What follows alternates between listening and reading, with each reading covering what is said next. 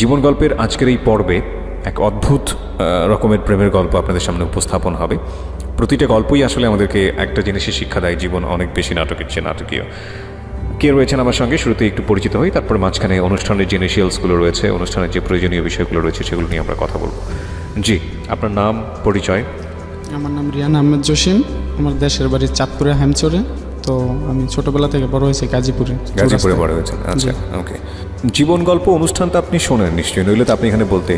অনেক জীবন গল্প অনুষ্ঠানও আমার লাইফে কিছুটা প্রভাব ফেলছে শোনার বিষয় নিয়ে। কি ধরনের নেগেটিভ কোনো প্রভাব ফেলছে? নেগেটিভ প্রভাব ফেলতে যেমন আমি কখনো সরাসরি লাইভ শোগুলো শুনি না, আমি ইউটিউব থেকে সবসময় শুনি এবং দিনে 4 থেকে 5টা গল্প শোনারও আমার আছে। মানে একটা না?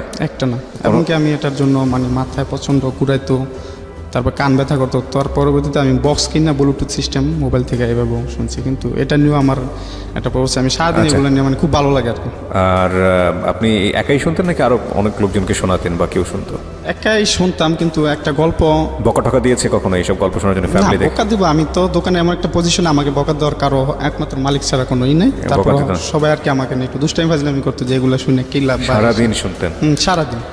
ওকে, ইউটিউবের কথা যেহেতু আসলো, প্রিয় শ্রোতা, আমাদের ঢাকা এফএমের ইউটিউব চ্যানেল আছে জীবন গল্প এবং সিক্রেটস অনুষ্ঠানের।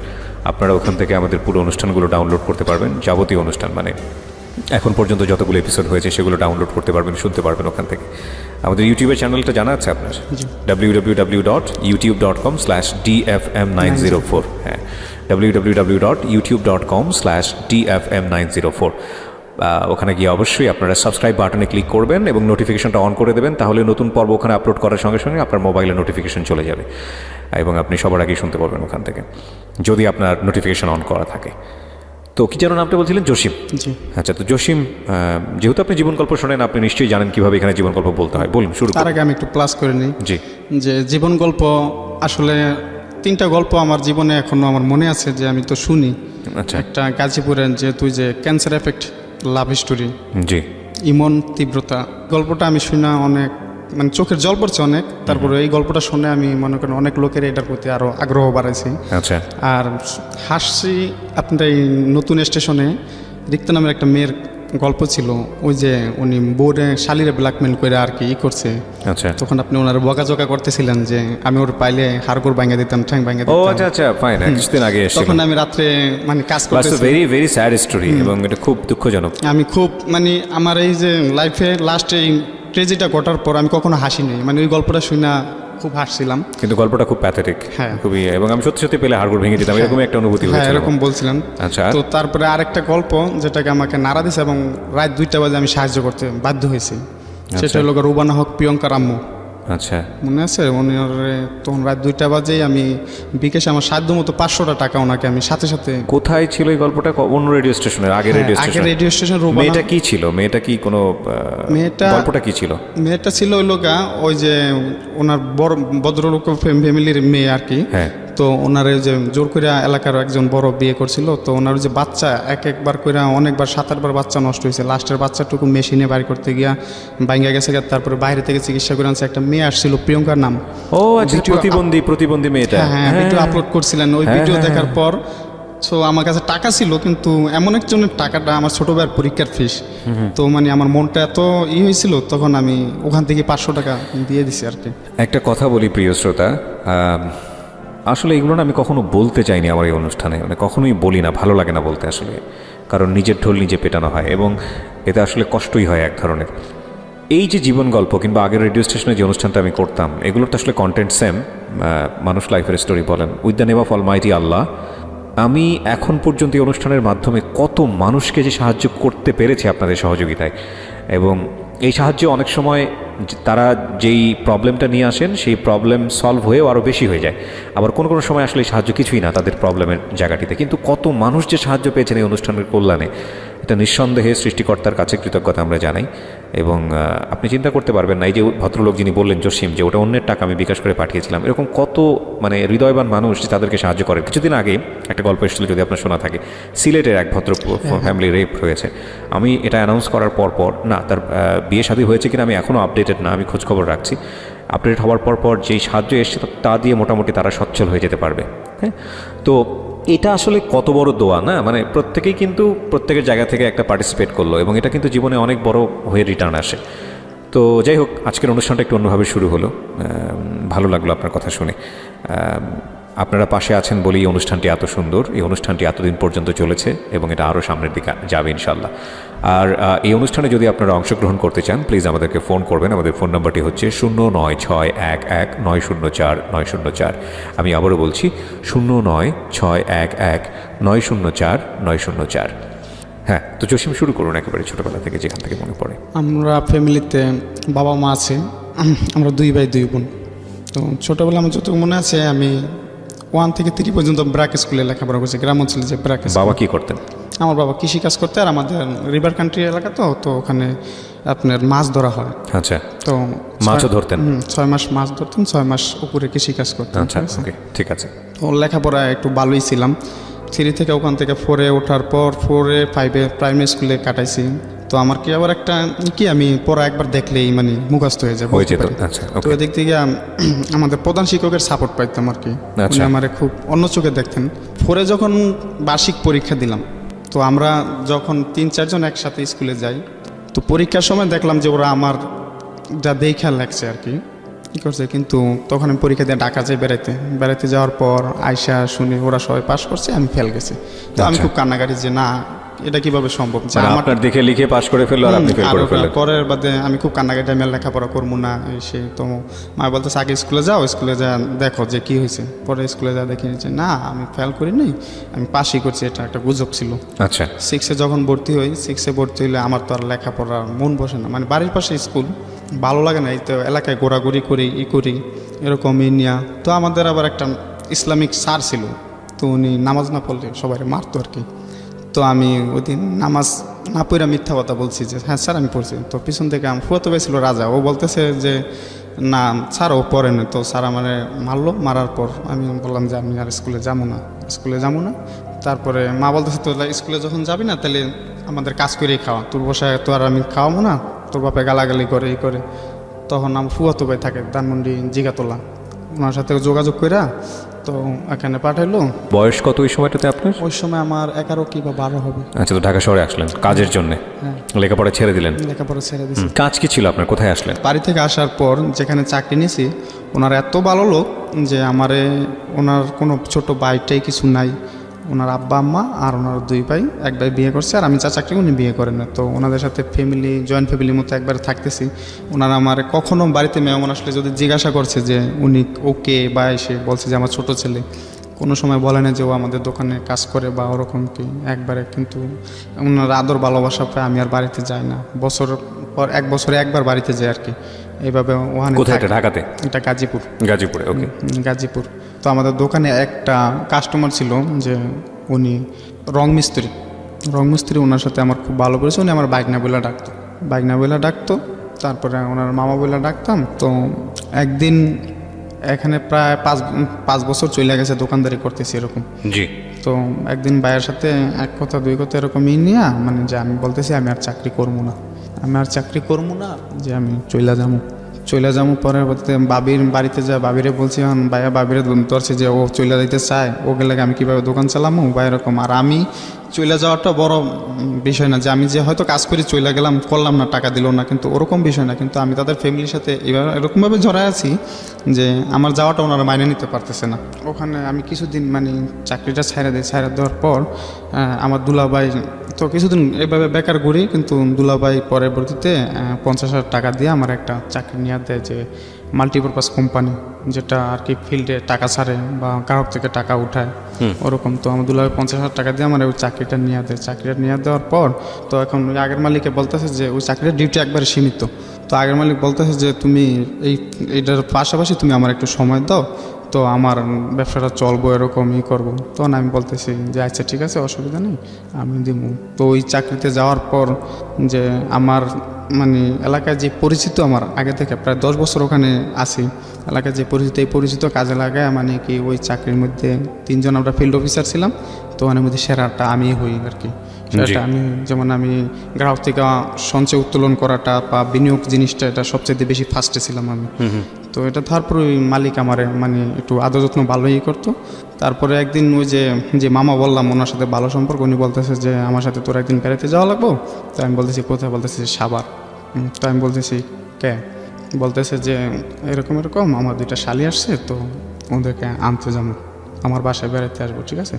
তো বলতেছে যে পরে দোকানে বৈশা গল্প আড্ডা করতেছি, তো উনি আমার বলতেছে যে বাইক না আমার একটা ফুফা শাশুড়ি আছে, ছোট সম্পর্কে ফুফা শাশুড়ি লাগে, তো তুমি ওই মেয়ের সাথে কথা বলো, মেয়েটা খুব সুন্দর, এমনি গরিব ভদ্র।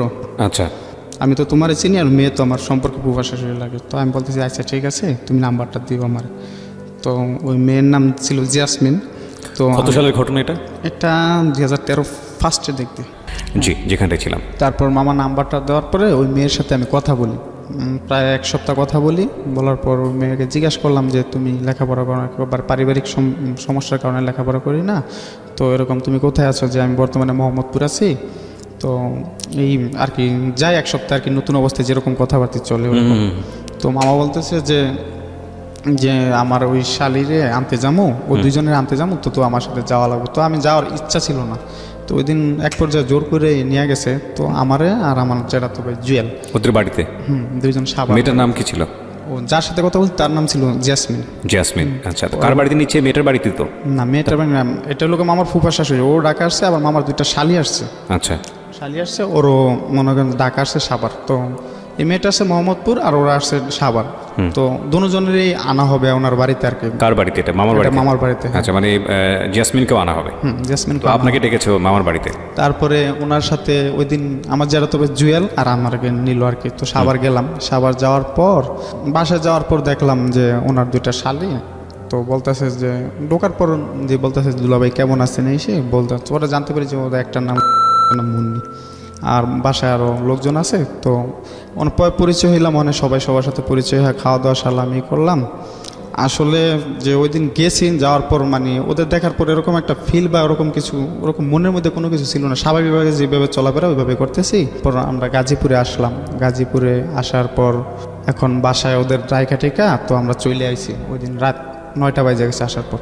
চলে আসার পর এখন সকালবেলা দেখা করতে গেলাম, দেখা করতে যাওয়ার পর আসলে কি ওই যে এক জায়গায় কথাবার্তা বলতে বলতে যেরকমই হয়, ওই মেয়েটার সাথে একটু বেশি কথা বলা প্রয়োজন। কোন মেয়েটা? আর মুন্নিটা একটু মোটা কাটা ছিল, এই ছিল। ওরা যেহেতু আমার মামার শালি, সেহেতু ওরা আমার ও মামা বলে ডাকছে, ঠিক আছে। তো মামা বলে ডাকতেছে, তো ওরা বলতেছে যে মামা ঘুরতে যাবো, আমাদের ঘুরতে নিয়ে যাওয়া হবে, আপনাদের এলাকায় আসছি এরকম। তো আমি বলতেছি যে কোথায় যাইবা? তো দেখো ওরা আবার মামার একটা শালা ছিল আলামিন, তো আলামিনে বলতেছে যে ওনারা বলি যে আমাদের যাতে ঘুরতে নিয়ে যায়। কোথায় এরকম স্পেস পাই না, যে আবার এলাকার কন্ডিশনও বেশি ভালো না, যে নিয়ে যদি কোনো অসুবিধা হয়। তো লাস্ট পর্যন্ত ওই যে আমার মাল্টিপারপাস অফিসে নিয়ে গেলাম ওদেরকে বিকালবেলা। অফিসে নিয়ে গিয়ে তো ওখানে ভালো পরিবেশ আর কি থাকার মতো, তো ওখানে ওদের সবাই নিয়ে গেলাম। তো আমরা সবাই অফিসে যাওয়ার পর তো আমার অফিস স্টাফ সবাই আমার জন্য মানে অফিসটা ক্লিয়ার করে দিছে যে আমার গেস্ট আছে, তাদেরকে আমি আপ্যায়ন করবো, এই করবো। ফাস্টফুডের দোকান থেকে এরকম সব কিছু আনার পর আমরা সবাই একসাথে খাওয়া দাওয়া করতেছি। তো রিক্তা আমার পাশে বসছে, আমার যে বসার টেবিলটা ওইটার পাশে রিক্তা বসছে, আর ওই পাশে মুন্নি আলামিন জুয়েল বসছে। বসার এক পর্যায়ে সবাই দুষ্টামি করে খাইতেছে, তো থেকে বার্গারটা মানে মাটিতে পড়ে যায়। পড়ে যাওয়ার পর আমি উঠাইতে যাই, ও উঠাইতে যায়, এক পর্যায়ে মানে ওর চুলগুলো আমার এখানে লাগে আর কি, চোখে মুখে লাগে। আসলে ওই অনুভূতিটাই আমার জীবনে কাল হয়ে দাঁড়াইছে, ঠিক আছে। তখন ওরে মানে আমার খুব একটা এরকম যে ভালো লাগে আর কি, এরকম একটা লাগে। তো ওরে যাইতে যাইতে পাশে পাশে অনেক বলি যে তোমার না আমার খুব ভালো লাগে এসে। পরে ও কোনো পাত্তা দেন এরকম করে না, যে বাপে দুষ্টামি করে বলি করি। তো বাসায় যাওয়ার পর ওরে আমি বলি দেখো তুমি তো আমার মামা ডাকছো, তো এরকমটা আমাদের তো কোনো সম্পর্ক আগে থেকে নাই, ঠিক আছে, কিন্তু তোমার আমার খুব ভালো লাগে, চলো না আমরা সম্পর্কটা পাল্টাই, ঠিক আছে, আমি তোমার সাথে সম্পর্ক। পরেও আমার ইডিয়েট বলে একটা বকা দেয় মতন আমি রাগ করে ওখান থেকে চলে আসি। চলে আসার পর দেখে আমার নাম্বার অনেকগুলো ফোন দেয়, আমি ফোন ধরি না। পরে একটা মেসেজ আসে যেখানে লেখা ছিল আই এম সরি, আসলে আমি এই কথা বলতে চাইনি। পরের বাদে আমি ফোনটা রিসিভ করি, বলতেছি যা সরি যখন বলছো তাহলে সমস্যা নেই, আমি কথা বলি। বলতেছি যে আপনি আসবেন না এখন, আমি বলতেছি না, এখন অনেক রাত হয়ে গেছে, কালকে সকালবেলা আবার আসবো। পরে সকালবেলা যা দেখা করি করি, মানে আমি একটু পাশ কাটাই চলি আর কি, যেহেতু আমার একটা বকা দিছে, এর মনের মধ্যে একটা জিদও কাজ করতেছে যে আমি ওর সাথে প্রেম করবো এরকম। আর এদিক দিয়ে মামা বলতেছে, মামার ফুফা শাশুড়ি যে জ্যাসমিনের কথা, ঠিক আছে। তো আমি জ্যাসমিনের কথা বাদই দিয়ে দিছি যে আমি ওর সাথে আর কথা বলবো না, আমি ওর সাথে কথা বলবো। তো ওরা 2 দিন থাকলো, থাকার পর এখন যাবার পালা। এখন মামা ব্যবসা বাণিজ্য নিয়ে বিজি, তো উনি যাইতে পারবো না। তো আমার বলতেছে যে জসিম নিয়ে দিয়ে বহনে। তো আমি রাজি হয়েছিলাম না, কিন্তু পরবর্তীতে বাধ্য হয়ে আর কি যাওয়া লাগে। তো ওই দিন তাড়াতাড়ি অফিসের কাজগুলো সাইরা ওদের নিয়ে বাইর হই, মামার শালা আলামিন আর আমি যাই আর কি। তো যাইতে যাইতে আমি এইটুকুই বলি যে যাইতে পারি, বাসে উঠে বলি কি যাইতে পারি এক শর্তে, যে আমার সাথে সম্পর্ক করতে হবে, রাজি হইতে হবে। কোনোদিনও সম্ভব না। পরে আমি বলতেছি কে সম্ভব না, তুমি কেন করবো না, ঠিক আছে করতে হইবে, ঠিক আছে, নয়তো আমি নাইমা যাবো বাস থেকে, তখন একা একা যাইতে পারবো না। তখন বলতেছে আগে আপনি যান, আপনি আপনার দাওয়াত দিলাম, আমাদের দেশের বাড়িতে যান, আমাদের বাড়িঘর দেখেন, আমাদের অ্যাবিলিটি দেখেন, তারপরে আপনি আমি কিছু দেখা লাগবো না, আমি তো তোমারও দেখছি, তো ওইটাই হইব। পরে বলতেছে যে আচ্ছা ঠিক আছে, অসুবিধা নেই। পরবর্তীতে আমি ওই যে চান্দুরা পর্যন্ত যাওয়ার পর্যন্ত টাইম দিয়েছিলাম যে এর মধ্যে তোমার রাজি হইতে হইব, নয়তো কিন্তু আমি বাস থেকে নেমে যাবো, পরবর্তী একা যাইতে পারবো না। পরবর্তীতে ও এমনিতেই বলে যে হ্যাঁ অসুবিধা নেই, আপনি কথা বললেন। তারপরে আমি বাসায় দাঁড়ান, আপনি মেয়েটাকে নিয়ে কোথাও পৌঁছে দিচ্ছেন? হ্যাঁ, শুধু মেয়েটাকে নিয়ে? মেয়েটা ওর যে ওরা 2 বোন আর আলামিন আর আমি, মানে আমরা 4 জন টোটালি। টোটাল 4 জন যাচ্ছেন, তো জেসমিনের মধ্যে আর আসলো না? না, জেসমিনের মধ্যে আর আসলো না। Okay fine. পরবর্তীতে ও বাসায় যা পৌঁছানোর পর ওরা আমাদের জন্য আপ্যায়নের ব্যবস্থা করতেছে। তো এর ফাঁকে আমি ওরা বলতেছি সময় খুব কম, আমি কিন্তু চলে যাবো, তো আমার তোমার যে কোনো একটা কিছু বলতে হবে। হয়তো হ্যাঁ, হয়তো না, ও কিছুই বলে না। তারপরে আমি বলি দেখো আমার যে কোনো একটা জিনিস জানাও। ও তারপরে ও শুধু একটা কথা বলে, আগে আপনি আমাদের বাড়িতে যান, তারপরে দেখা যাক, আপনার দাওয়াত দিলাম, আপনি আমাদের বাড়িতে যান। তারপরে আমি বলতেছি যে তোমার কাছ থেকে একটা কিছু স্মৃতি আমার দিয়ে যাও, যাতে আমি এটা রাখি। আর তোমার কাছে একটা রিকোয়েস্ট, আজ থেকে 7 দিন পর্যন্ত তুমি আমার সাথে কথা বলবে, এতে আমাদের সাথে যত ঝগড়াঝাটি যাই হোক, কিন্তু তুমি আমার সাথে কথা বলা বাদ দেবে না। এই 7 দিন পর রেজাল্টটা আমারটা আমি নিবো, হ্যাঁ। তো ও বলতেছে আচ্ছা ঠিক আছে, ও আদা করলো, প্রমিস করলো। তারপরে ওর হাতে দেখে আংটি, তো আমি একটা আংটি নিয়ে নিলাম, বললাম যে আমার এই আংটিটা তোমার আংটিটা আমি রেখে দিলাম, এটা তোমার স্মৃতি হিসাবে আমার কাছে থাকবে। তো মুন্নি বলতেছে যে দেখেন, আংটির প্রেম কিন্তু থাকে না, আংটির প্রেম কিন্তু ভাঙা যায়। আমাদের এরকম বান্ধবীদের অনেক আংটি নিয়ে প্রেম হয়েছিল, তো এগুলো কিন্তু থাকে না। তো আমি বলছি এগুলো আমি বিশ্বাস করি না, ঠিক আছে। তো ওখান থেকে বাইরে আসার পর, না ওখান থেকে বাইরে নেই, মানে খাওয়া দাওয়া চলতেছে কিন্তু ওর থেকে তারপর সত্যি কথাটা জানার জন্য মানে আমি ওরে এবার পাওয়া দিয়া চাপটা দিয়ে এক সাইডে নিয়ে বলতেছি যে তুমি তাড়াতাড়ি বলো যে কি বলবা, হ্যাঁ বলবা না বলবা। ও পরে ওর আপা চলে আসে আর কি। তো আপা চলে আসার পর দুজন সাইড কেটে যায়, সাইড কেটে যাওয়ার পর ওখান থেকে আয়সা পড়ার পর ওর সাথে ফোনে কন্টিনিউ যোগাযোগ হইতেছে, কিন্তু বা ওখান থেকে আর পর ও তো আমার অ্যালাউ করে না, মানে সব কিছু এরা চলে বা করে না। তারপর কথাবার্তা বলে, ও বলে আমিও বলি, বলে এক পর্যায়ে ওরা দেশে চলে যায়। দেশে চলে যায় না, আমি দেশে চলে যাই, মানে আমার যারা তো বোনের একটা বিয়ে, তো ওই বিয়ে খেতে যাবো। তো আমি বলতেছি যে তুমি আমার সাথে কথা বললো, আমি দেশে যাই, যেখানে যাই তুমি আমার সাথে কথা বললো। তো এই কথাটা আবার মামা টের পাইছে যে আমি ওর সাথে এরকমই করি। তো মামা তো আমারে মানে অন্যরকমভাবে শাসাইতেছে যে তোরে নিলাম ভালোর জন্য, এখন থেকে তুই করে বলি, তোরে দেখালাম একটা তুই করস আর একটা এরকম। আমি বলতেছি না, ওরে আমার ভালো লাগছে, আমি ওর সাথে করবো। পরে বলতেছে না, এটা কোনোদিনও সম্ভব না, আর এটার মধ্যে আমি রাজি না। তো তখন আমিও বুঝতে পারছি যে ওনারে জানলে তো হয়তো এগো, তো ওনারে লুকায় মানে ওর সাথে কথা বলি। তো দেশে যায় বিয়ে, চাস্তো বোনের বিয়ে খাওয়া আসার পর ওখানে একদিন থাকি, শুধু সকালে নামি, দুপুরবেলা বিয়ে খাই, বিকেলবেলা আবার চলে আসি। তো যাওয়ার টাইমে আমি আবার তোমার দেখতে ইচ্ছা করে, তো আমি তোমার দেখতে আসবো। তো বলতেছে আসেন, অসুবিধা নেই। ও ভাবতে পারেনি যে আমি যাবো, যে বললেই কি চলে আসে। তখন আমি বিয়ে খাই, রাত্রেই চলে আসি। আমাদের তো লঞ্চে আসা লাগে, তো রাতকে লঞ্চে চলে আসার পর সকাল ভোরবেলা আমি ঢাকায় পৌঁছার পর ওদের এখানে যা ওরা ভোরবেলা ফোন দিতেছি যে আমি কিন্তু চলে আসি সত্যি। ও বলে যে আপনি বারবার এত ফোন দিয়েই করেন, কে বলছি না আসলে আসেন। তো ওর দুলাভাই আর আফা গার্মেন্টসে চাকরি করে, সকাল 8টা বাজে অফিসে বাইরে, তো 8টা পর্যন্ত ওই বৈলাপুর স্ট্যান্ডে আমি বৈশা থাকি সাবা। তো বৈশা থাকার পর ওনারা যখন দেখি বাইরে হয়ে গেছে বাসা থেকে, তখন আমি বাসায় যাই। বাসায় গিয়ে নক করার সাথে সাথে দরজা খুলে ও তো দেখে আমার অবাক, বলতেছে যে আপনি কি মানুষ না আর কিছু, যে আপনি সত্যি চলে আসলেন। পরে আমি বলতেছি দেখো আমি আমার ভালোবাসার জন্য সব কিছুই পারি, এটা আমার প্রথম পরীক্ষা। তখনও তো মেয়ে কথা দেয়নি আপনাকে যে আপনাকে লাভ করে? ওকে, তখনও কথা দেয়নি, ঠিক আছে। তখন ওরা দুজন হাসতে হাসতে শেষ। বাবা এই কোন আজব লোকের পাল্লায় পড়লাম, ঠিক আছে, একটু বলাতেই চলে আসলো। আবার সকালবেলা যদি দুলাভাই আফা দেখে হলে তো আমি বলছি অসুবিধা নেই, আমি বাইরে দাঁড়াইছিলাম, ওনারা যাওয়ার পরেই আসছে, ঠিক আছে। তারপর ওরা আমার জিজ্ঞাসা করলাম তোমরা নাস্তা খাইছে, বলতেছে না। তখন আমি হোটেল থেকে 3 বক্স খিচুড়ি আনলাম, এনে সব একসাথে খাইলাম। ওরা বলতেছে যে আপনি ঘুমায় পরে বিকালবেলা জায়গায় দেবো না, দুপুরবেলা খাওয়া দাওয়া করে একবার বিকেলে যায় না। ওদেরই বাসায়? হ্যাঁ, ওর বোনের বাসায়, এটা ওর বোনের বাসা, ওরা বেড়াইতে আসছে, ওখানে ওরা বেড়াইতে আসছে। ওর বোন দুলাভাই তো গার্মেন্টসের জায়গা, আচ্ছা, তো বাসাটা খালি থাকে আর কি। আচ্ছা আচ্ছা, ওকে। তো আমি তো জানি যে লাঞ্চে ওনারা আসবে বাসায়, তো ওই জন্য আমি আর বেশি লেট করি না। তো একটা বলতেছে আপনার জন্য নাস্তা বানাবো, একটু গাজরে হালুয়া বানাই আমার খাওয়াটা বলে। আমি বল আমার ওদিন কাজ আছে, যে আমার আবার আইসা ওখানে কালেকশন করা লাগবে, দোকান লাগা লাগবে, তো আমারও একটু তাড়া ছিল, তো আমি ওখান থেকে চলে আসি। চলে আসার পর কথাবার্তি চলতেছে একটু মোবাইলে, হ্যাঁ সব কিছুই হ্যাঁ, কিন্তু সামনাসামনি গেলে একটু আনইজি ফিল করে।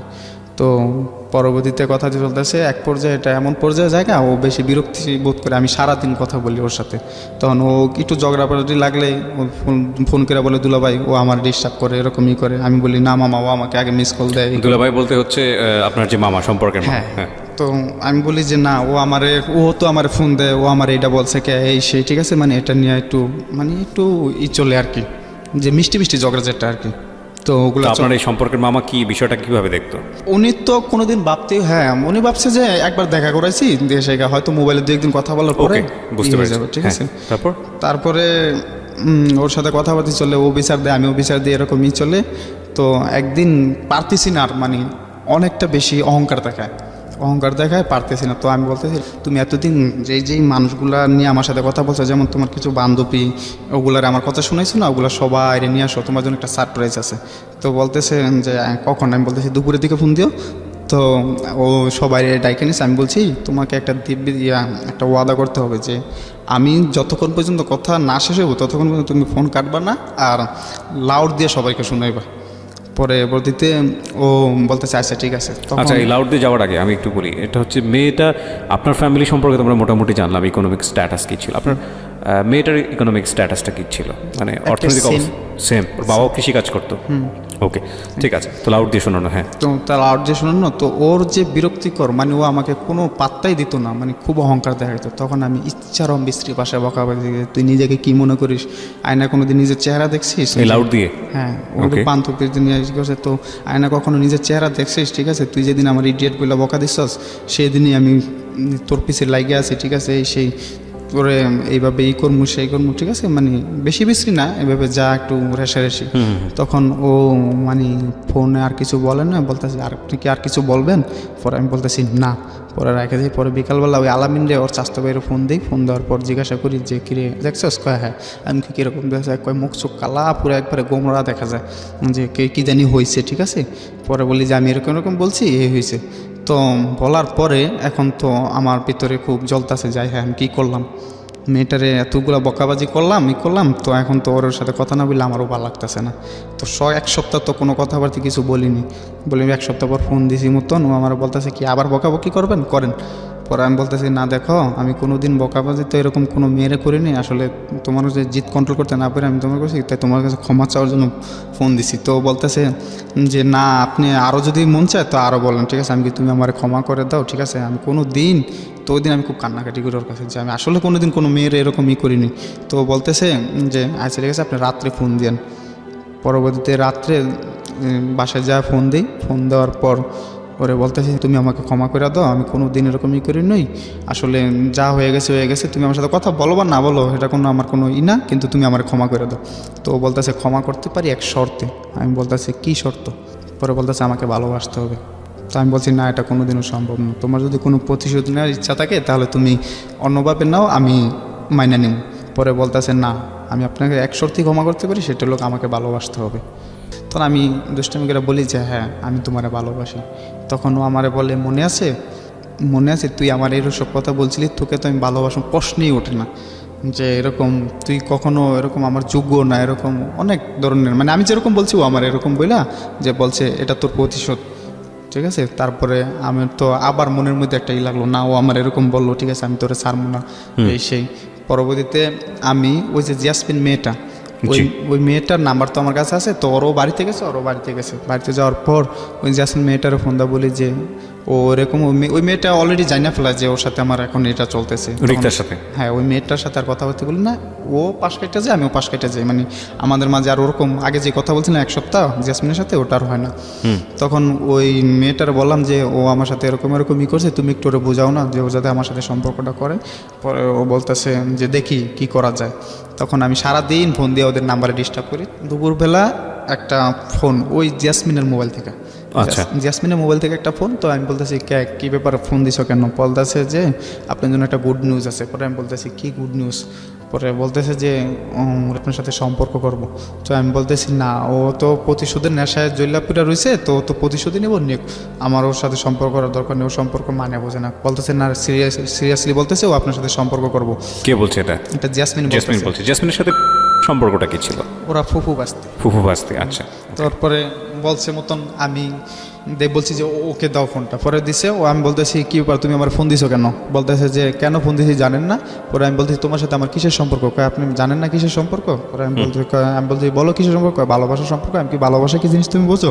পরে বলতেছে আমি বুঝি না, আপনি আমার শিখাইবেন, আমি শিখি, এখন থেকে আপনার সাথে আমি সম্পর্ক করবো। তো যাই হোক, ওদিনকে তো খুব খুশি আমি যে ওরকমই বলছে। তারপরের থেকে কথা কন্টিনিউ চলতেই আছে, মানে দিনের পর দিন এরকম কথা চলতেছে। তো বলতেছে যে আমার মা ঢাকা আসবে বেড়াতে, তো যদি পারেন মার সাথে দেখা করেন। আচ্ছা। প্রথম মানে ওর সাথে তো প্রেমেরই তো মানে খুব ভালো লাগতেছে, কাজগুলো সুন্দর মতো করতেছি, মানে দিনগুলো খুব সুন্দর কাটা যায়। ওকে। তখন ওর মা ঢাকা আসবে, ওর মার সাথে দেখা করতে বলে। তখন ওর মার সাথে আমি ওর মা ওর আপার বাসায় আসার পর আমি যাই আমার একটা ফ্রেন্ড আছে ওরলি, আর ওই জুয়েলারি নিয়ে যায়। তো নিয়ে যাওয়ার পর আসলে সত্যি কথা বলতে কি, মানে একটা শ্বশুরবাড়ির মানুষ যেরকমভাবে যায় আমি ওরকমভাবেই করে গেছি। তারপরে উনিও মনে করেন যে আমার অ্যাকসেপ্ট করছে। অ্যাকসেপ্ট করার পর কথাবার্তা হলো। তো উনি বলতেছে যে তুমি আমার মেয়ের সাথে সম্পর্ক করো, যদি কখনো আমার মেয়ের ভালো লাগে বিয়ে করতে চাও, তাহলে তোমার গার্জিয়ান আনা লাগবে। আচ্ছা। তখন আমি বলতেছি যে আচ্ছা ঠিক আছে, সেটা আমার ফ্যামিলির ম্যানেজ করে আমি আনতে পারবো।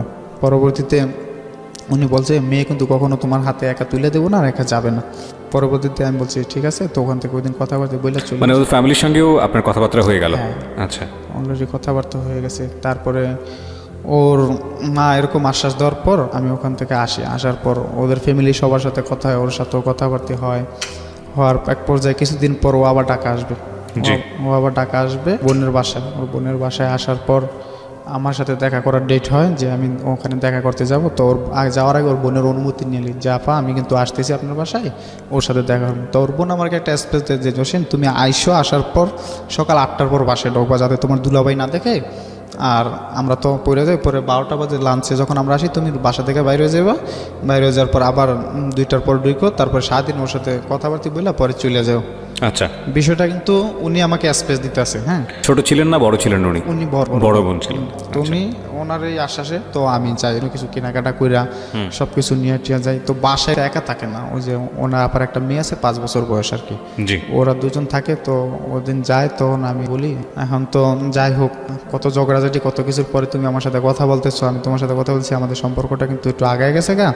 তো তখন ও হঠাৎ করে বলতেছে যে দেখেন সম্পর্কটা আগে, কিন্তু এখনও কিন্তু সম্পর্ক নিয়ে আমি কিন্তু শিওর কিছু বলতে পারতেছি না। বলতে পারছি না মানে কি আপনার জায়গা থেকে বলতে পারছে না নাকি ওর জায়গা থেকে? ওর জায়গা থেকেও বলতে পারতেছে না। তো আমি বলতেছি কেন? কখন আপনার আমার ভালো লাগে, কখনো ভালো লাগে না। তখন আমি বলতেছি কেন তোমার কোনো সমস্যা হবে তুমি বলো। কয় না আমার কোনো সমস্যা মেয়ের নেই। বয়সটা কত ছিল এই সময়টাতে? ও আমার সাথে 2 বছরের ছোট হবে আর কি। আপনার বয়স কত তখন? আমার তখন বয়স 20 হবে। ওকে। এক পর্যায়ে মানে দুজন কথা কাটাকাটির মধ্যে মানে একটু রাগান্তিত বাসায় জায়গা, ঠিক আছে। যাওয়ার পরে এর বাদে ও আমারে এরকম বলার পরে আমি তো মনে করি না এখন চইলা যামু। ওরে বলতেছি যে তোমার কাছে আসলাম, তো তুমি তো আমার কিছুই দিলা না, ঠিক আছে। তো ওখানে আর কি রুমে তো একা থাকি, তো ওই বাচ্চাটা ঘুমায় রয়েছে, ঠিক আছে। তো আমি ওরে আর কি তখন ও বলতে যে লাইট অফ করেন এভাবে করে না, ঠিক আছে, আগে লাইট অফ করেন, ঠিক আছে। তখন আমি এরকমভাবে ওর সাথে করতেছি। আর এই পর্যায়ে ওই ফারিয়া জায়গা যায় ঘুম থেকে, মানে আমাদের দুটো আপত্তিকর অবস্থায় দেখার পরে ও মেয়েটা কান্নাকাটি করে, মানে দেখার পর মেয়েটা চিল্লাচিল্লি কান্নাকাটি করে। তখন ও আবার ভয় পায়, আমার বলে মেয়েটার বোঝানোর জন্য ও আমার বলে যে তুই এখান থেকে চলে যা, তুই আমার কাছে আসবি না, আর যদি আসস তুই আমার মরা মুখ দেখবি। তখন আমি ওখান থেকে আসার পর মানে ওখান থেকে চলে আসি, ও মানে খুব রাগ হয়ে যায়। তখন চলে আসার পর আমি ওরে ফোন দিয়ে আসতে কিন্তু ও ফোনটা রিসিভ করে না, তারপর বলে তুই আমাকে আর ফোন দিবি না, এই সেই এরকম। তো আমি একদিন ফোন দিই না, একদিন ফোন না দেওয়ার পর ও আমার ফোন দেয় পরবর্তী আমি বলতেছি কী ব্যাপার, তুমি না ফোন দিতে না পারছো, আবার তুমি ফোন দিলা।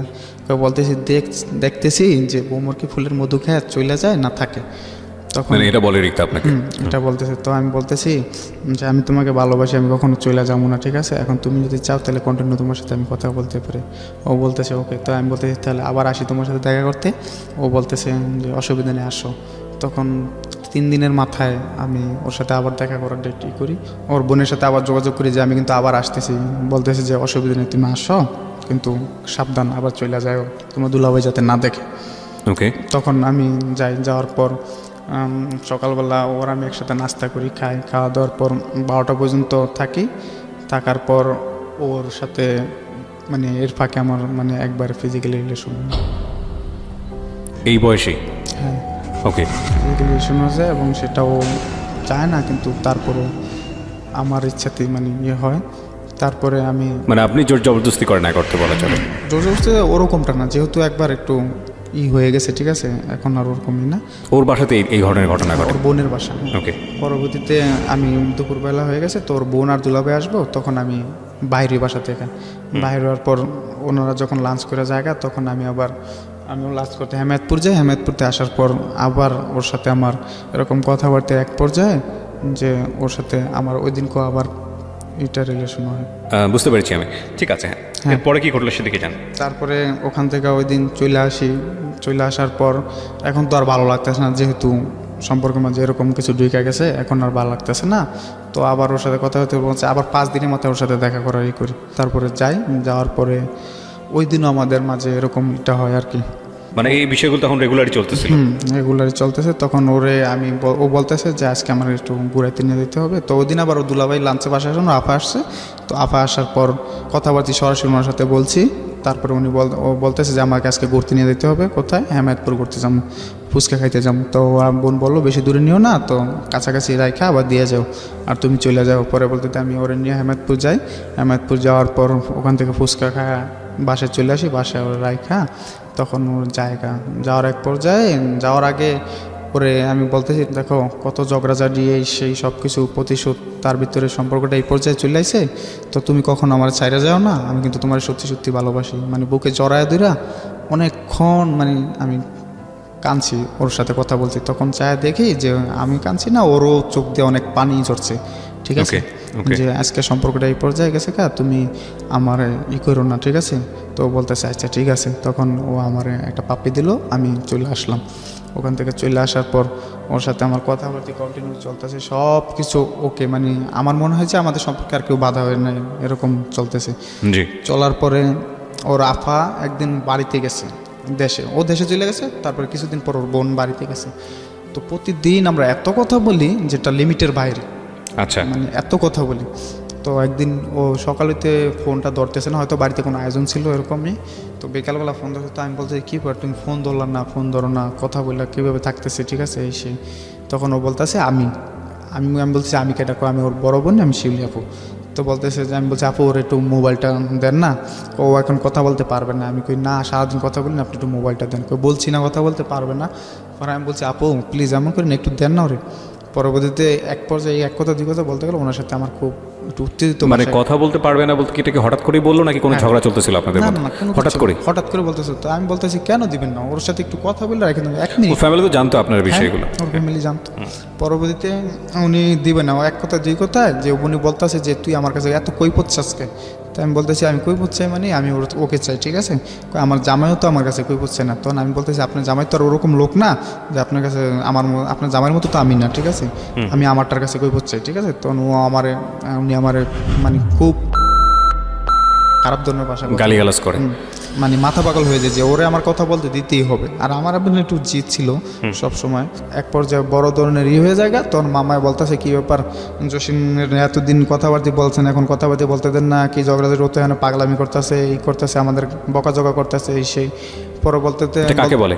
এটা ওই যে মামা ওনার যার মাধ্যমে আপনার সাথে যোগাযোগ হয়েছে। ওনার শ্বশুর বাড়ি ওই যে ওনার বলতেছে মামার শালি লাগে, তো বলতেছে যে দেন না এরকম এরকম, এটা কিন্তু মামা চাস্তো শালি লাগে, আপন শালি না, চাস্তো শালি লাগে। তো বলছে, তো বলতেছে না ওদের আর কথাবার্তা কিছু হবে না। তো মামা বলছে দেওয়ার পরে বলছে যে আমি তোমার দুলাভাই বলতেছি, তুমি কি জসিমের সাথে কথাবার্তা বলবা, আর এমন কি তোমার ফিলিংস আছে যে জসিমের কাছে বিয়ে বসবা, সম্পর্ক হয়েছে যেহেতু এরকম ইয়ে আছে, তুমি কি জসিমের ভালোবাসো? বলতেছে না আমি ওরে ভালোবাসি না, আমি ওরে ভালোবাসি না, আমি ওর কাছে বিয়ে বসবো না। তো দেখো তুমি ফ্যামিলি চাপে কিছু বললো না, তোমার আমি একদিন সময় দিলাম, তুমি বাইবা পরে আমার জানো, আমি তোমার দুলাভাই, যদি তোমার এমন কোনো দুর্বলতার জিনিস থাকে তুমি আমার বললো, আমি সেটা ম্যানেজ করে নেব। এটা আপনাদের সম্পর্কের কতদিন পরের ঘটনা? 6 মাস। 6 মাসের মাথায়? আচ্ছা, ওকে। তারপর 6 মাসের মাথায় এরকম ঘটনা হয়, তখন ওরে কথাবার্তা বলতে দেন না। ওরে আমি জিজ্ঞাসা করছি, একদিন ফোন করে একটু কথা বলতে দিছে সবার মুরব্বীকে সামনে, মানে ওর দাদা দাদি সবার সামনে করে যে হ্যাঁ একটু কথা বলো। তখন ওরে আমি জিজ্ঞাসা করলাম যে তুমি কি আমার সাথে কথাবার্তা বলবো না, তুমি কি আমার ভালোবাসবো না? বলতেছে না।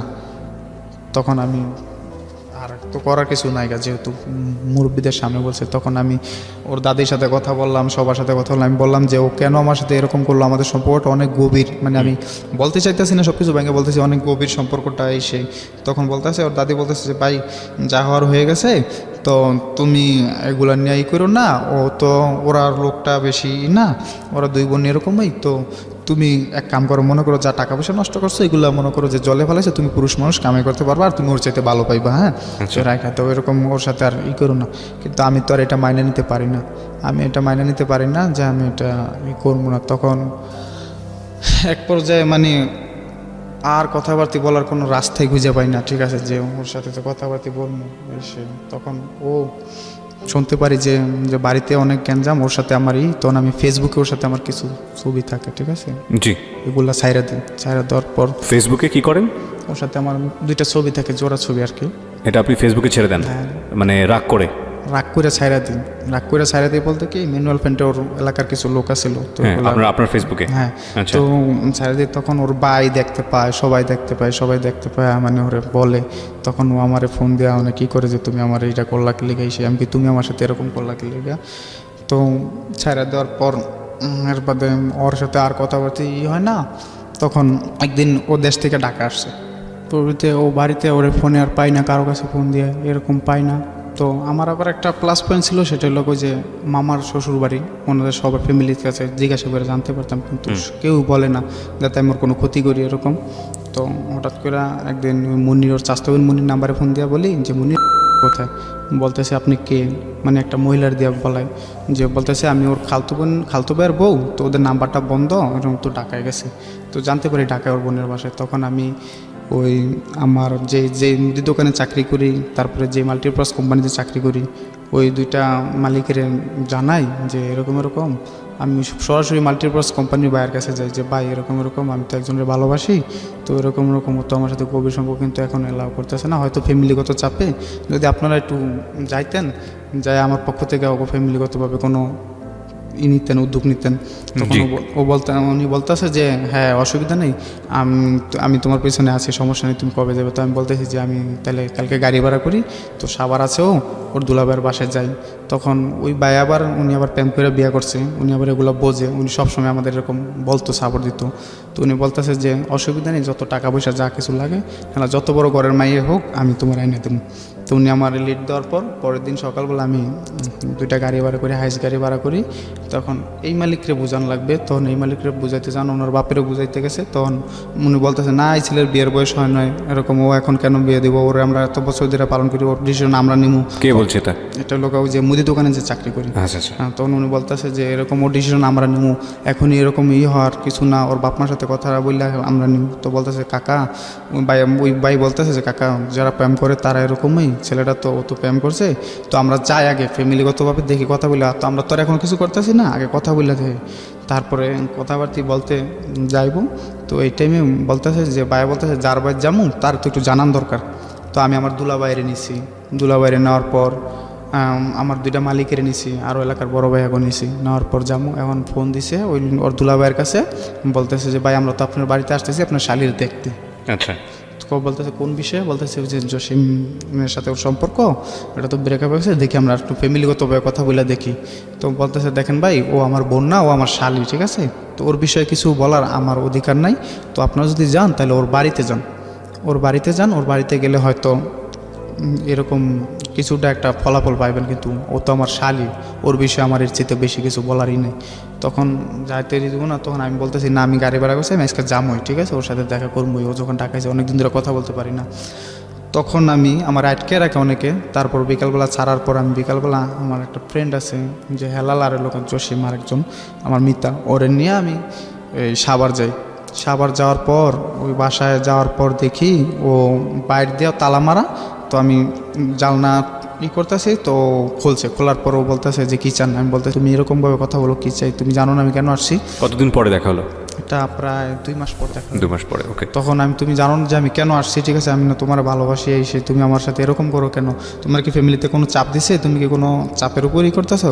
বলতেছে না, আমার চুপ করে রয়েছে, কোনো কথা বলে না। আমি বলছি দরজা খোলো তুমি, ও খুলতেছে না। তো আমি এক পর্যায়ে মানে ফ্ল্যাট বাসা তো নিচতলায় থাকে, তখন আমি জানলা বাইরে জোরে ঘুষি মারি, জানলার কাজগুলো ভেঙেছে। তখন উপর থেকে বাড়িওয়ালা আসে, বাড়িওয়ালা নাইমা আসা বলতেছে তুমি কে, এখানে গ্যাঞ্জাম করতেছো। তো আমি বলতেছি আঙ্কেল এরকম ওর সাথে আমার সম্পর্ক, ওর সাথে সম্পর্ক, কিন্তু ও তো আমার অ্যাকসেপ্ট করতেছে না এখন, মানে আজকে এমন পর্যায়ে ওরে বললে আমি থাকতে পারতেছি না।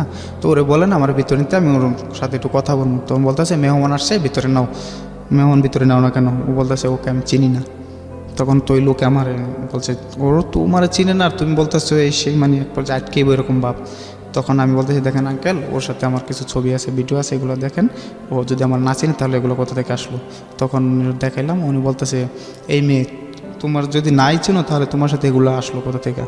পরে বলতেছে যে মানুষের মতো মানুষ থাকতেই পারে। তখন বাড়িওয়ালা ওকে বলো যে একটা তাপ্পর দেবো, বেয়াদ্দপ মেয়ে, ঠিক আছে, তোমার দুলাভাইয়ের খবর দেবে এসে। তখন ওর দুলাভাইয়ের খবর দেয়, দুলাভাইয়ের খবর দেওয়া আসার পর আমার চিন্তা ভাবনা যে কোনো মূল্যে আমি সম্পর্কটা টিকায় রাখবো, এটাই ওরে বইলা থাকতো, জোর করে হোক বা যেভাবেই হোক না কারণ যেভাবে হোক ওর সাথে সম্পর্কটা টিকায় রাখবো।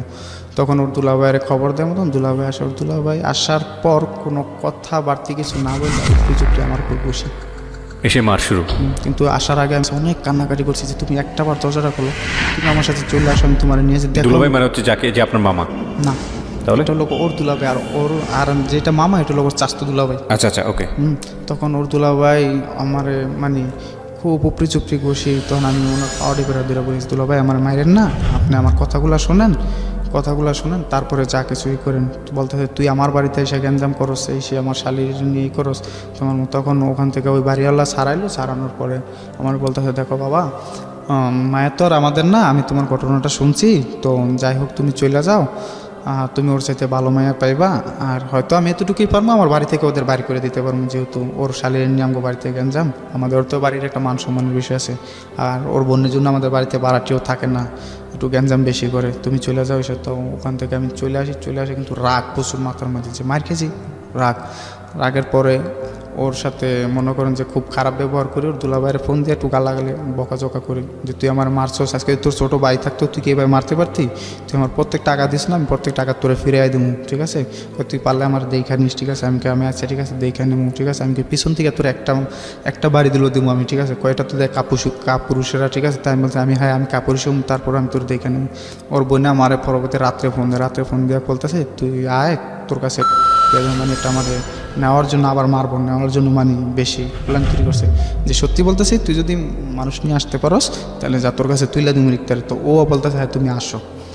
তখন আমি বুঝতে পারছি যে এবারকার হয়তো মানে বড় ধরনের কোনো একটা কিছু করবো, ঠিক আছে। তখন আমি আর ওখানে যাই না, পরে আমার দুলাভাইয়ের দিয়ে ওর মার সাথে কথা বলে যে দেখেন ছেলে তো পাগল এরকম, আর মেয়েও তো সম্পর্ক করছে, এরকম কিছু ওর কাছেও প্রমাণপাতি আছে, ঠিক আছে। তো দেখেন আপনারা যদি গার্জেনিরভাবে যা হয়েছে এগুলো সব বাদ, যদি গার্জেনিরভাবে আপনারা যদি উদ্যোগ নেন তাহলে হয়তো কিছু হইতে পারে। তখন ওর মা আমার দুলাভাইয়ের কাছ থেকে একদিন সহবরাত আসলো মতন বলতেছে যে সহবরাতে নাকি আল্লাহর কাছে সবাই সব কিছু চাইলে পায়, তো আমি ওই দিন চামু। তো ওই দিন নামাজ পড়ে সারা রাতে নামাজ পড়ে আল্লাহর কাছে কান্নাকাটি করে বললাম যে আল্লাহ তুমি যদি ওরে আমার কাছে ফিরিয়ে দাও তাহলে হয়তো আমি কোনো দিন জানা সত্ত্বে যে মানুষ পাপ কাজ করে ওগুলো করবো না, আর ওরে যেদিন দিতে পাবো ওই দিনই তো 5 ওয়াক্ত নামাজ পড়বো। তো এরকম বলার পরে যে তখন এমনি চলতেছে, নিয়ে টেট করলাম, সবসময় ভালোভাবে চলেই করি, যে আল্লাহর কাছে প্রার্থনা করি ওরা যাতে পাই। তখন এই দোকানদারির কারণে ওই ভাইয়ার সাথে একদিন ভাইয়া বলতেছে যে তুমি হয়তো এই মায়ারে বাইছে নাও, নয়তো দোকানদারি বাইছে নাও। যদি এই মায়া নিয়ে টেনশন করে থাকো তাহলে তুমি এই মায়া নিয়ে থাকো, আর না তো আমাকে দোকানদারি ছাড়া দাও। তখন আমি বলতেছি না, আমি ওরা কখনো ছাড়তে পারবো না, আমি আপনাদের এখান থেকে চলে গেলাম।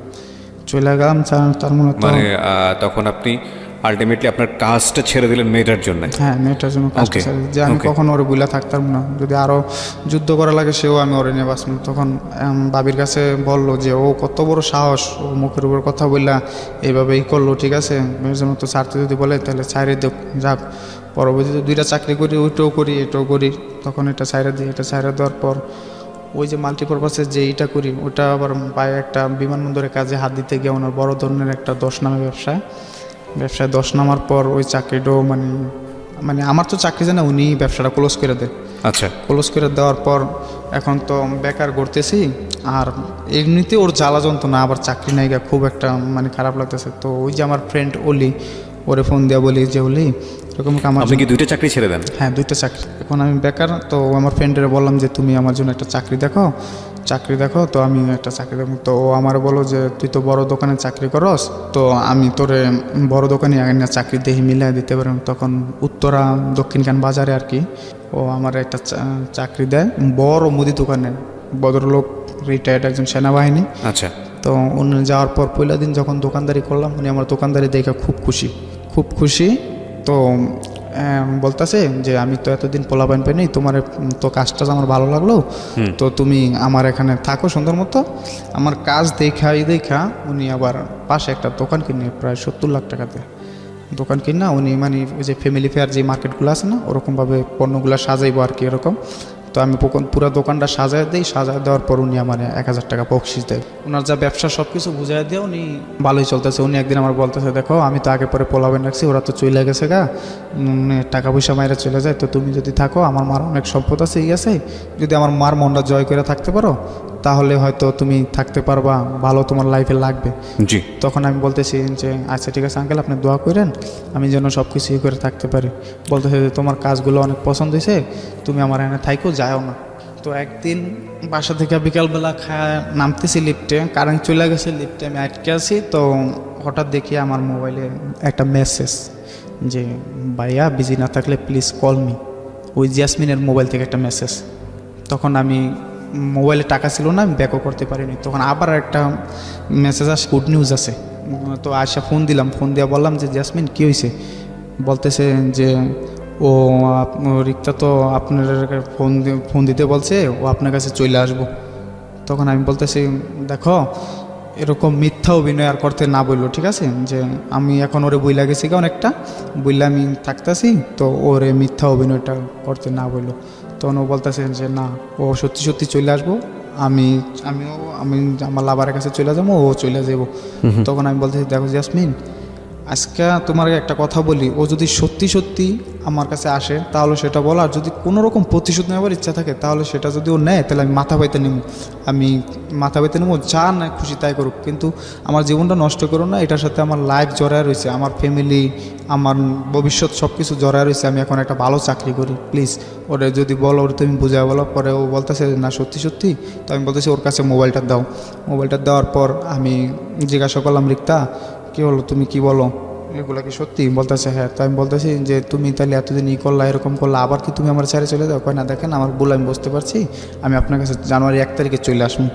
তখন চলতেছিল নভেম্বর মাস চলতেছিল। তখন আমি ভাবলাম যে গাজীপুরে আমি থাকলে হয়তো কাজ কাম না করলেও মানে চলতে পারি, অ্যাবিলিটি এরকম আছে, 1 বছর 6 মাস চলতে পারবো, যেহেতু 10 বছর ওখানে ছোটো থেকে বড় হয়েছি, যে ওখানে আমার পরিচয় আছে, সব কিছু আমি চলতে পারবো, আর ওকে নিয়ে থাকারও আমার কোনো সমস্যা হবে না। কিন্তু উত্তরে আমি নিউ, তো এখানে আমার কোনো লোকের সাথে পরিচয় নাই, আমি ওরে রাখতে পারবো না। তখন আমি ইচ্ছাকৃতভাবে উত্তর ওই চাকরিটা ছাইরা দিই।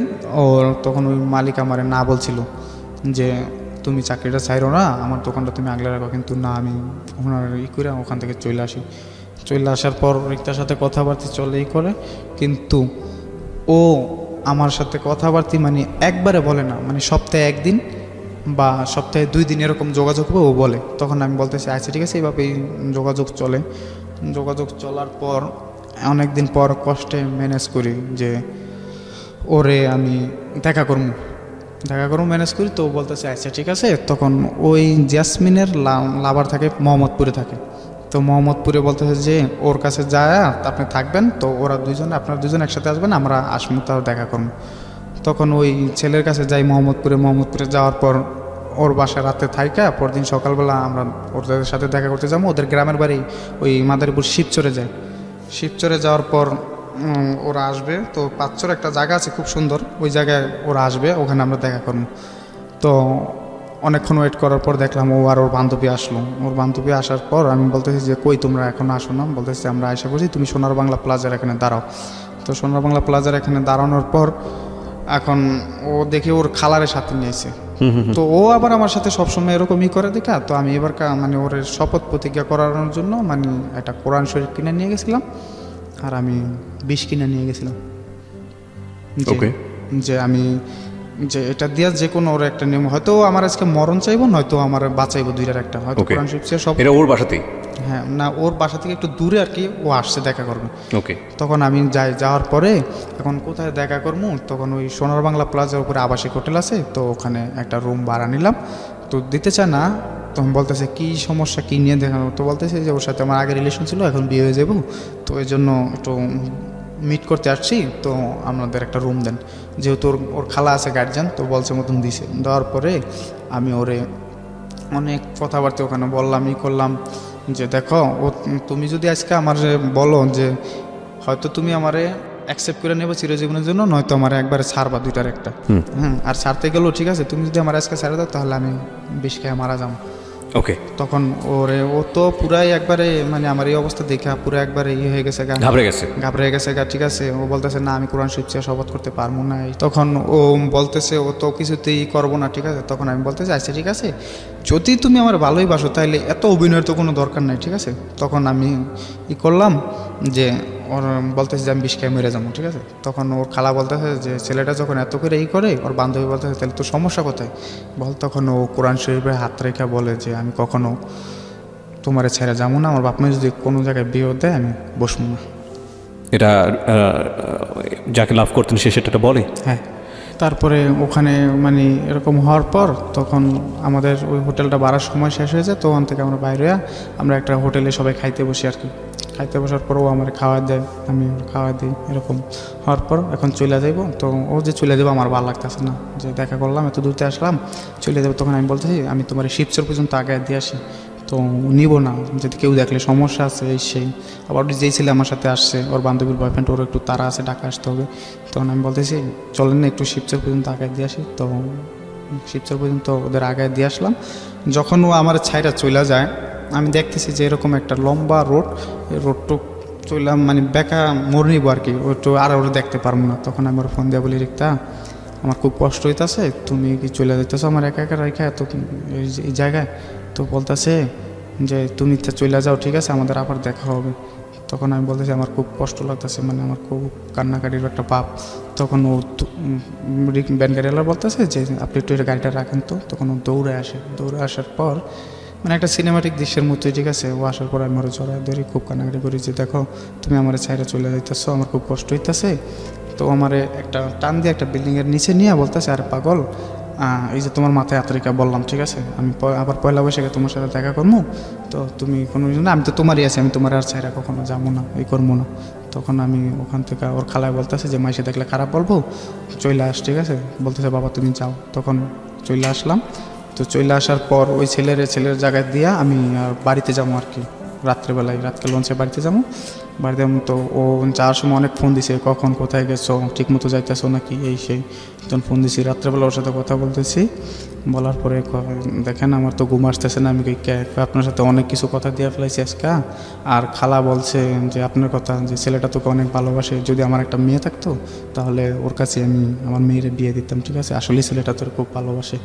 তখন এই কথাবার্তা চলতেছে, এটা কিন্তু ওর ফ্যামিলি জানে না, মানে ফ্যামিলি বলতে ওর মা জানে আর ওর বোনের জানায় না আর কি, যেহেতু আগে এক পর্যায়ে গ্যাঞ্জাম হয়ে গেছে। তখন ওর ফ্যামিলি জানে না, এরকম সব কিছু কথাবার্তা চলতেছে। এটা 2014 সালে এটা চলে। তারপরের বছরগুলা মানে এরকমভাবে যাইতেছে খুব ভালো, মানে রিয়েল সম্পর্ক যেরকম যায় এরকম সম্পর্ক, কিন্তু কিছু কিছু দিক দিয়েও খুব নেতিবাচক করে, নেতিবাচক করে, যেহেতু এই আগের মতো কিছু কিছু মাঝে মাঝে দেখা যায় বা করে নেতিবাচক, যে ফ্যামিলির হয়তো কোনো বকাঝকা শুনলে করে, তখন খুব সুন্দরভাবে যখন আমি বলতেছি তুমি তো আসবা কবে, সেই জানুয়ারি 1 তারিখে বললা, এখন আর আসো না, ঠিক আছে, কয় বলছে আমি পয়লা বৈশাখ আসবো, পয়লা বৈশাখ আসবো, কয় তুমি কাজ করো, আমি পয়লা বৈশাখে তোমার কাছে একবার আসবো, মানে এইভাবে 2 মাস 3 মাস ও ঘুরাইতেছে। তো আমিও বেশি আগ্রহ দেখাই না, আমার চিন্তা ও যে ও কোরআন শরীফের হাত থেকে শপথ করছে, ও কখন আমার ছেড়ে যাইবো না, আবার ও কালারের সামনে রেখেই করছে, তখন এরকম চিন্তা নেই, আমি কেউ দেরি করে আসুক, এতে যদি আমি কাজ ঠিক মতো করি তো আমারও কিছু টাকা পয়সা জমলো, করলো, তখন এরকম কথাবার্তা চলতেছে। এর ফাঁকে 14 সালটা ভালোই গেল, 15 সালটা ভালোই গেল, খুব সুন্দরভাবে যাইতেছে। 15 সালে যায় ওর সাথে আমার আবার দেখা করার ডেট হয়, কোরবানি ঈদে পরে ওর সাথে আমি দেখা করবো। তো এর ফাঁকে আবার ওই যে বাড়িতে গেলাম যেদিন দেখা করে আসলাম না, দেখা করে আসার পর দিন আবার ওর সাথে আমি আবার দেখা করতে চাই, ও আমার দেখা করতে মানে চায় না। আমি বলতেছি দেখো তোমার সাথে দেখা করতে গেলাম একান্তভাবে কিছুই হইলো না, তো আমি আবার আসি, ও বলতেছে না। ওই যে যেদিন দেখা করে আসলাম জি, তারপরের দিন বাড়িতে গেলাম না, বাড়িতে একদিন থেকে চলে আসি যে আবার ওর সাথে দেখা করবো, যে মানে সামহাও আপনার খারাপ লাগছিল ওর জন্য বেশি? খারাপ লাগছিল যে আবার দেখা করবো। তখন ও বলতেছে যে না এটা কিভাবে সম্ভব, বাড়ি থেকে এত ঘন ঘন বাইরে হওয়া যাইব না। তখন আমি বলছি আসো না প্লিজ, একটা দিন তুমি দেখা করো। তখন ও রাজি হইতেছে না, আমার কথা হলো যেমনি হোক আমি ম্যানেজ করতে পারবো ওরে। তখন ওই রাত্রে একদিন থেকে আবার রাতে লঞ্চ হইতে চলে আসি, সকাল ভোরবেলা সতর্কাট নাইমার পর ওরা আমি ফোন দিই যে আমি আসি, ও না বলতেছে যে না এটা কোনোতেই সম্ভব না। তো আমি বলতেছি তুমি আসো। তো পরবর্তীতে আমি বললাম যে আমি কিন্তু চলে আসছি তোমার এলাকায়, তুমি যে করো। পরবর্তীতে আমি মাওঘাট হইয়া এখানে কিছু রেস্ট নিয়ে খাওয়া দাওয়া করে তো আমি এইবার চলে আসি, কাউরাকান্দি ঘাটে যাই। যাওয়ার পর ওরা বলি যে আমি কিন্তু চলে আসছি, ও তারপরও না বলে যে না আমি পারবো না। তখন আমি বলতেছি দেখো আমি এই জায়গায় আসছি, তুমি যদি না আসো তাহলে সারাদিন বসে থাকবো, আর নয়তো আমি তোমার বাড়িতে যাবো। তখন ও বলতেছে আচ্ছা ঠিক আছে আমি আমার বান্ধবীরা নিয়ে আসি, কিন্তু আমি বলি না একা আসো, পার্সোনালভাবে তোমার সাথে আমার কথা আছে। তখন ও আসে, আসার পর দেখা হয়। এখন ওদের এলাকাটা আবার একটু হট, মানে মেয়ে ছেলে এক জায়গায় দেখলে হয়তো কেউ করে। তখন আমি বলতেছি যে তুমি চলো আমরা দুজন যেভাবে আবাসিক হোটেলে রুম নিছি ওখানে গিয়ে দেখা করি এই করি। তখন ও বলতেছে না এখানে ভাইয়ার বন্ধুরা থাকে, এরা থাকে। তাই বলতেছি তুমি তো স্কাপ পরে আসো, সমস্যা তোমার চিনবো না, কয় না চিনবো। তখন ও যাইতেছে না, আমি ওর হাতটা খুব জোর করে ধরি। তখন ওই ছেলের ফোন দিই আবাসিক হোটেলের, ওরে বলি যে আমার একটা রুম লাগবো। তো ও বলতেছে কে কে, আমি বলতেছি আমি আমার জিএফ, ঠিক আছে। ও বলতেছে না এইভাবে তো ভাড়া দেওয়া যায় না আমার। তখন আমি খুব রাগারাগি করি, কিসে যায় নাকি, আমি কালকে নিছি না, তুমি আমার নাম ঠিকানা এন্ট্রি করছো না, সমস্যা কি। পরে বলতেছে যে দেখি আমি মালিকের আগে ফোন দিলে, তোর মালিকের ফোন দিছে, তোর মালিকে না বলছে, তোর আমার না বলছে। আমি বলছি দেখ আমার খুব দরকার, আমার রুমটা একটু দে। পরেও বলতেছে যে দিতে পারি এক শর্তে, আমার টাকা একটু বেশি দেওয়া লাগবে, কিন্তু খাতায় এন্ট্রি করুন 300 টাকা। মালিক যদি আপনার ফোন দেয় তাহলে আপনি 300 টাকার কথা বলবেন। তো আমি বলছি আচ্ছা ঠিক আছে। তখন ও যাইতে চায় না, কিন্তু ওরা আমি হাতটা শক্ত করে দিই, বলছি তুমি আমার সাথে ওঠো, এতটুকুই, আর বাস কোনো কিছু না। তখন ও ওঠে, ওঠার পর ওখানে মানে কথাবার্তা হয় আমাদের কিছু, কথাবার্তা হওয়ার পর মানে এক পর্যায়ে ফিজিক্যাল রিলেশনটা হওয়ার পরে ও ওই দিন ও চায় না, কিন্তু আমি ওর কাছ থেকে দিয়েছি। তো এক পর্যায়ে বলছে আচ্ছা ঠিক আছে তাহলে আমার চোখ বাইন্ধে তুমি যা কিছু তা করো। তো মানে আপনি জোর জবরদস্তি করতেন? তখন ও আমার সাথে মানে হওয়ার পর তারপরে ও বাসায় চলে যায়। ও বাসায় চলে যাওয়ার পর এইভাবে কথাবার্তা চলতেছে। 2014 সালটা ভালোই গেল, 15 সালে আইসা ওর সাথে আমার দেখা সাক্ষাৎ হবে। এখন সবাই জানে যে ওর সাথে আমার সম্পর্ক চলতেছে, আর ও বিয়ে বসলে আমার কাছে বসবে।